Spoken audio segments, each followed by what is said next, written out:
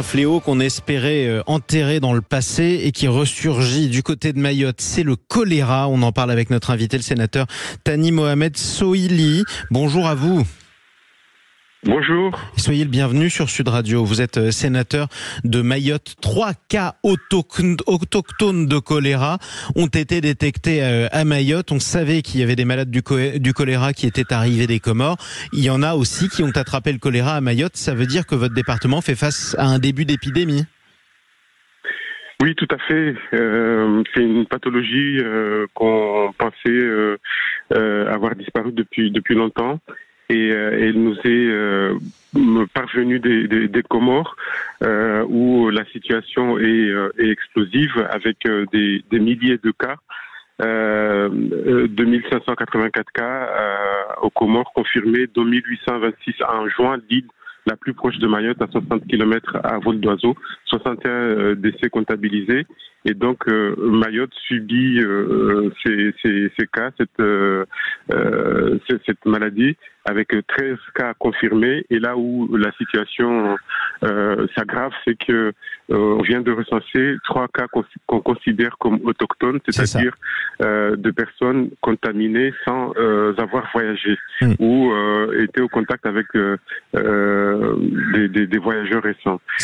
Voilà, ça signifie que le choléra circule actuellement à Mayotte et que ce n'est pas qu'une maladie importée en tout cas. Concrètement, quelles sont les mesures qui peuvent être prises pour endiguer la propagation du choléra ?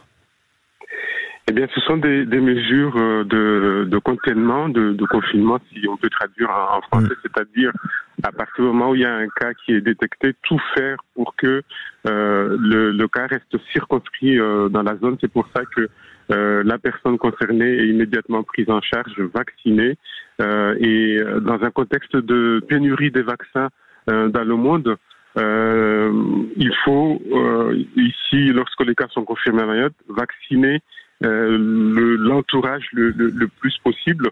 Mais la mesure la plus adaptée, c'est se laver les mains et ne pas éviter de boire des aliments contaminés, ce qui est très compliqué à faire évidemment au quotidien. Surtout à Mayotte, malheureusement, parce qu'à Mayotte, un tiers des habitants sont pas raccordés à une eau potable, en tout cas sécurisée à domicile. Un tiers de ce tiers a même recours à des eaux de surface. C'est ce qu'on peut lire d'une interview d'un délégué d'une ONG dans le journal Le Monde. C'est incroyable.